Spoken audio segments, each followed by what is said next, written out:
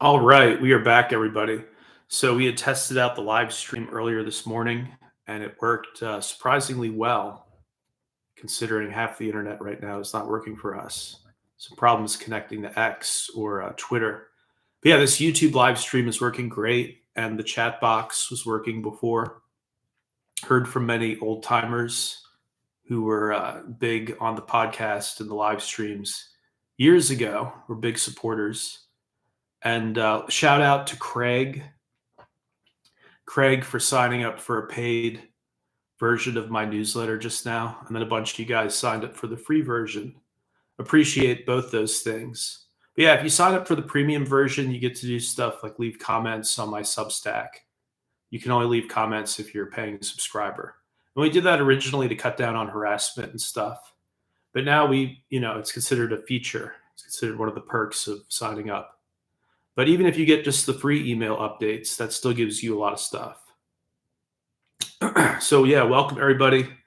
And the chat box, we figured out how to get it set now to where your messages will appear in the archived version. So this will go up as a regular video on YouTube, and your messages will appear in the corner so that there's context and it doesn't just look like I'm talking to myself.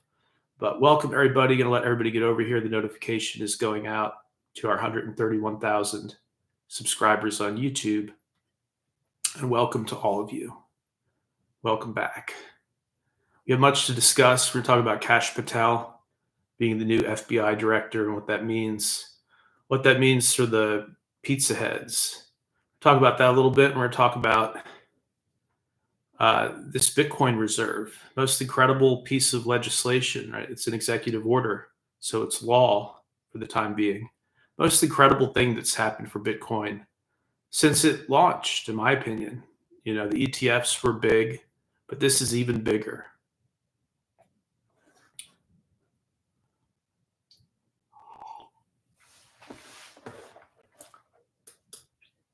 All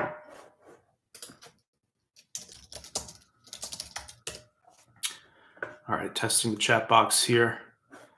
And again, people should be headed over. If not, since this is recorded, I can start to share interesting stuff anyways. Corky, welcome. Clayton, welcome. I saw your message over on Twitter, or your tweet. Thank you for your support. I agree we need some kind of solution for video. There's too much censorship here and on Facebook. So I agree we need some kind of video platform that's, censorship resistant and uses the blockchain. I know there have been attempts like Steam It and that platform DLive years ago. I'm not even sure what happened to them. There have been some attempts to do this, and it just never seems to hit critical mass. And I think now that the blockchain stuff is so much more, it's so much more advanced. Everybody has a MetaMask wallet and stuff. I think this time around you could do a blockchain video platform, and people would support it. People are way more supportive now of stuff like that, and they see why you need censorship resistance. They see why that's important. Is it all over? Somebody asks. Is it all over? Hopefully this is the end for these leftoids who've been censoring us and abusing us the last 4 years. Because now that we feel like we're, pretty situated. I was just in DC yesterday, by the way. So I do feel like we're situated, like we got some good people on the ground.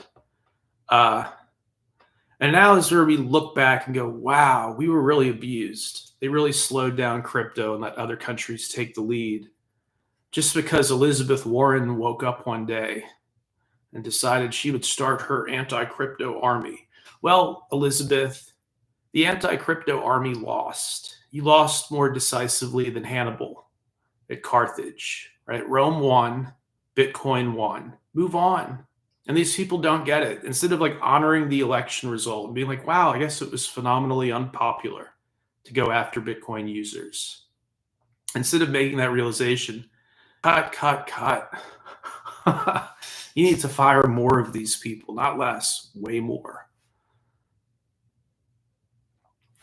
Corky says we all got seriously derailed until Biden's wheels fell clean off.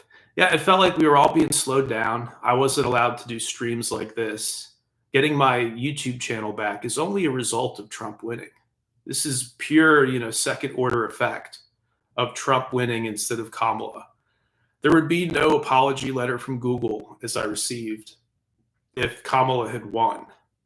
There would be no attempt to appease people like us. We would just be further marginalized, and Bitcoin would have been criminalized instead of a Bitcoin reserve where the White House embraces it and has, Brian Armstrong and Michael Saylor and all these other coin visionaries over to the White House for this summit.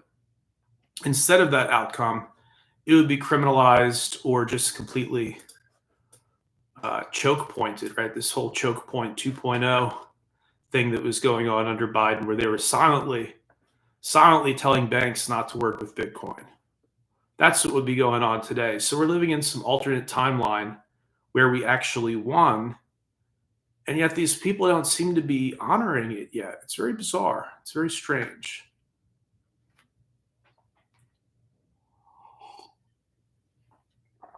Why did Rogan not get your back after you were silenced? Weren't you on his show like 5 times? Did you reach out to him?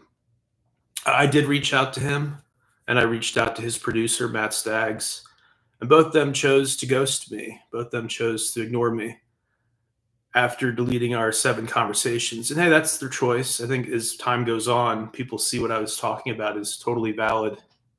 And life moves on, but I feel like I was wronged in that instance for sure, because it was good content. It's fun to see people talking about stuff years before it happens. To me, that's fascinating anyways.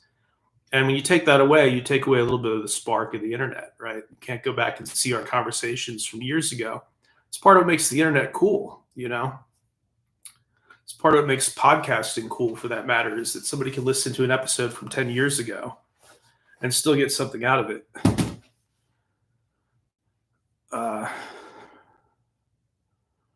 What state am I in? Right now, I'm near DC. So if you're asking in terms of my availability for an interview, I can be anywhere in the country on very short notice. But right now, I'm outside of DC. Clayton says he suffered from choke point 2.0. Took years to get a bank account for his blockchain project. Yeah, they were nasty to people. They were nasty in the Biden era. And only now am I feeling comfortable talking about it. I don't want to seem like some, first world problem complainer. But on the back end, they were very mean to people. They were very malicious. And now that they're not in power, they're not taking it well. They're not really taking it that well. And they're not going into like soul search mode. Like, what did we get wrong? Where did we go wrong? And so that's going to cost them the midterms, because if they just double down on the same insanity and no explanation for all the money they were stealing through USAID, if they continue down this path, they're not getting votes. They're not getting back in there. They're not getting back in there anytime soon. Someone says Rogan gives off vibes like he has a handler from a 3-letter agency.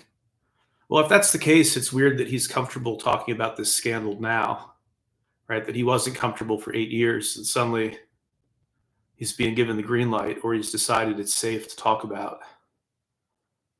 I think he's so big that he's worried about being deplatformed. I think that's part of it, is when you give somebody the world, you actually have them by the strings, right? You got 3 little puppet strings on them, because they can just turn him off. All the money that he makes down in Texas and all his fame, they can just turn it all off if he gets out of bounds,